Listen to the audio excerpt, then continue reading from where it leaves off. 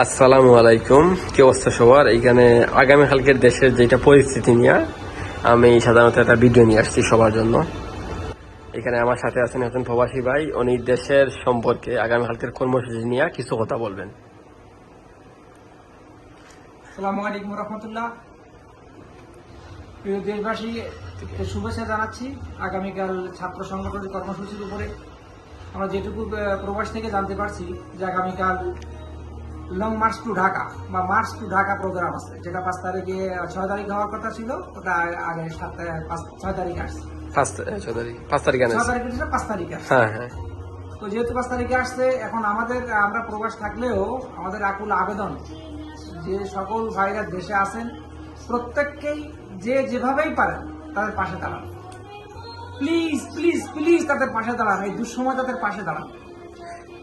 এক সময় যখন 71 স্বাধীনতা যুদ্ধ হয়েছিল আমরা দেখিনি, আমরা শুনেছি যে যখন স্বাধীনতা যুদ্ধ হয় কিছু লোক ছিল রাজাকারের পক্ষে। রাজাকার কারা ছিল? সরকারের পক্ষের লোক যারা ছিল তারাই ছিল রাজাকার। অল্প সংখ্যক হত দরিদ্র গরিব তারাই ছিল মুক্তিযোদ্ধা। আজকের দেশের পরিস্থিতি যেগুলো এখন মনে হচ্ছে এর আসলে ন্যায্য সংকট দাবিতে না, বর্তমান শেখ হাসিনা সরকারের বিরোধী, এরাই মুক্তিযোদ্ধা। আর যারা সরকারের সাপোর্ট এরাই রাজাকার। তো এটা মনে রাখতে হবে, 71 সালে যে জিনিসটা ঘটছিল ঠিক সেম জিনিস এখন ঘটতেছে। তো এখন এই যুগের সোনালী যুগের আজকের স্টুডেন্টরা দাবি, ন্যায্য দাবি নিয়ে পথে নামছে। আপনারা তাদের পক্ষে থাকুন এবং পাশে থাকুন। হ্যাঁ, এখানে সাধারণত যাদের গুলি করা হইতেছে, এখানে অনেক ছাত্রছাত্রী গুলি করা হয়েছে, মারা গেছে, হয়তো অনেকের হিসাবও নাই। সাধারণত এখানে যারা ছাত্রলীগ আছে না বিএনপিরা গুলি করছে না জামাত শিবির, খারা গুলি করছে সাধারণত। আসলে আপনি ঠিক কথাই বলছেন, এটা ইম্পর্টেন্ট প্রশ্ন বর্তমান জাতির জন্য। প্রশ্নটা হচ্ছে এই, সরকার পক্ষ বলছে যে এগুলো গুলি করছে জামাত শিবির। জামাত শিবির আসলে প্রশ্নই ওঠে না, জামাত শিবির দেশে তো দলই নাই, তাদের নামটা এখন কিভাবে আসে? এটা তো প্রশ্নই ওঠে না। গুলি করছে পুলিশে, তার সুনির্দিষ্ট প্রমাণ আছে। আবু সাইদকে যখন প্রথম গুলি করা হয় ডিস্টেন্স কতটুকুই বা ছিল? আপনার প্রত্যেকেই দেখছেন না? প্রত্যেকেই দেখছেন। তো কতটুকু ডিস্টেন্স ছিল?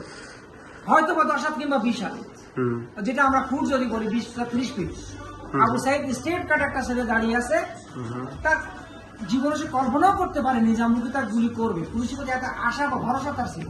অবশ্য সবাই আমরা দেখলাম যে জিনিসটা স্পট গুলি করলো। তো এখানে জামাত শিবির বিএনপি কোথা থেকে এলো? গুলি তো করছে সব পুলিশরাই। যেমন মেবি 2 অথবা 3 তারিখ পর্যন্ত যে রিপোর্ট গুলো আসছে 216 জনের অধিক নিহত হয়েছে। এখানে সাংবাদিকরা যারা আছে, গণমাধ্যম কর্মীরা যারা নিউজ দিছে 200-300 এরকম দিছে, বাট এখানে সাধারণত কি এর থেকে বেশি লোক মারা গেছে, হয়তো নেটওয়ার্ক বন্ধ ছিল দেশে, এখানে হয়তো অনেক লোক বেশি মারা গেছে কিনা না, এটা রিয়াল নিউজ, গণমাধ্যমের যেটা নিউজ আছে।